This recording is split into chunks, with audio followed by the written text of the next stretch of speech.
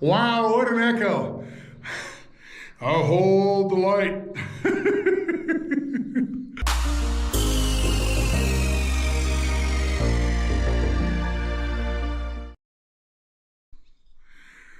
I hold the light in my hand. What an echo. Man, oh man, what an echo in here. You guys have any idea? All right, take a second. Before I tell you what I'm in, where I'm at and what I'm in, try to come up with yourself. Try to figure out where I'm at. You might think I'm in a cave or something. I'm not. There's a window up there, and there's a door back there behind me. And this echo is wild. I mean, ho! Didn't do it on that. On the deeper, boom, boom. That is wild. Have you got any idea where I'm at, what I'm in? No, I'm not in a teepee. I'm in something that looks like a teepee. It looks like and see, I'm not in center anymore, so it doesn't echo.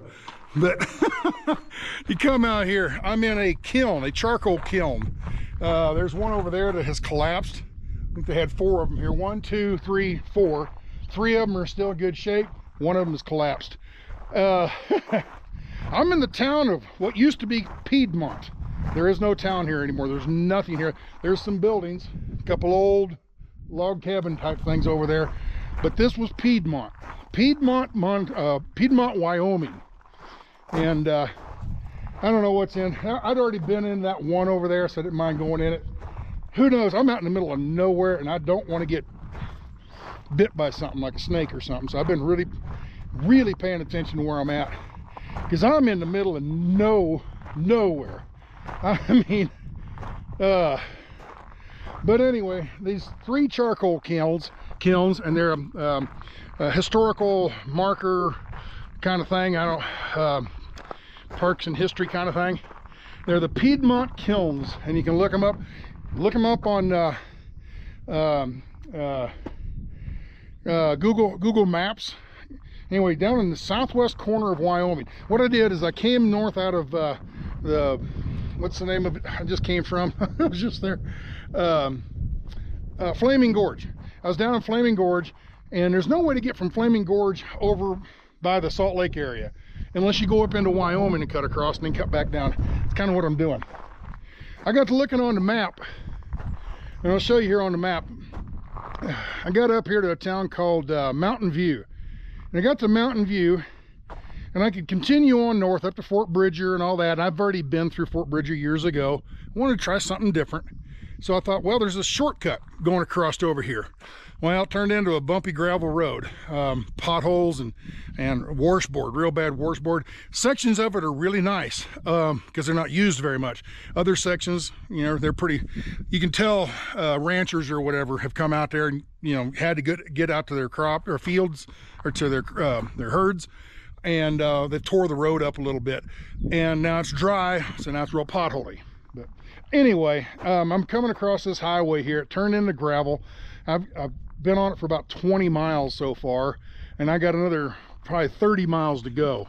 So anyway, I'm going to come out over on Highway 150 south of Evanston, Wyoming, and then I'm not going to Evanston. I'm going to go out on a Highway 150 south of Evanston, and I'm going to catch it and then go south back into Utah for the night. And it's getting a little later in the day. You can see the sun's getting lower in the sky, so I ain't gonna spend a whole lot of time. But what it was is the railroad. Which one was it? Union Pacific, I believe. Let me go around here and double check. Archaeological resources protected by law. Okay, it was the Union Pacific. Yeah, the Union Pacific Railroad. They would come. They came right through here somewhere. Is the train bed? Maybe where the road is. Maybe that's the train bed. I don't know. But it came right through here. And there's all kinds of pine forests. Oh, there's a cemetery up on the hill. Right up there on the hill, there's a little cemetery. Like I said, a couple of buildings and stuff. There's a building up there, you know, they're log cabins. There's a corral. It's a modern steel corral. But But anyway, they had this little town of Piedmont where they would re-water and re-charcoal, okay? So this guy had this business, try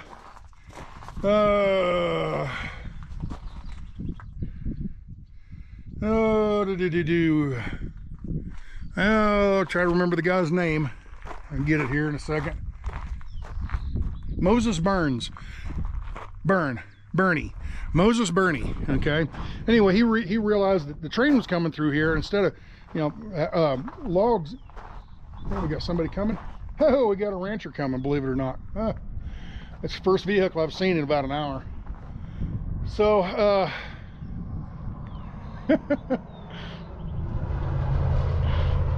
so anyway, they had the railroad come through here, and I guess up on the mountains, off not too far from here, there's a whole bunch of pine trees and stuff and forest. So they would go up there and cut them down, bring them down here, and smoke them, you know, slow burn them, and turn them into charcoal. Okay, the charcoal burns better. It doesn't have the moisture in it anymore. You know, like a campfire, how they cracks and pops and stuff like that. Charcoal doesn't do that. Think about your Kingsford charcoal that you have your barbecue with. It doesn't snap and pop like firewood does. So anyway, and it's lighter, and they can put more of it in the little hopper with the train to go down the road. Anyway, they convert it from wood to charcoal, and that's what these kilns were for. Anyway, back up in says the Aspen Tunnel, which would be up where I-80 is. The Aspen Tunnel, they finally cut a hole or tunnel through that mountain, and they rerouted the railroad. Instead of going up over this pass, which I'm going to have to go over, I guess it's about like an 8-mile long pass, it says. I still have to go over. Instead of the railroad going up over that pass, it would they could go through that tunnel over there, and it'd be a lot flatter and easier. Once they rerouted it, this town completely died. There was nothing out here, so that why, you know, maybe some ranchers or something like that, but the railroad completely went away. But anyway, that's the town of Piedmont. I knew when I was checking out, I saw on Google Maps that I saw the little thing saying the Piedmont kilns.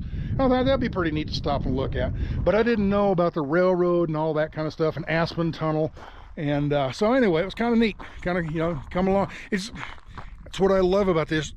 Just drive along and discover things.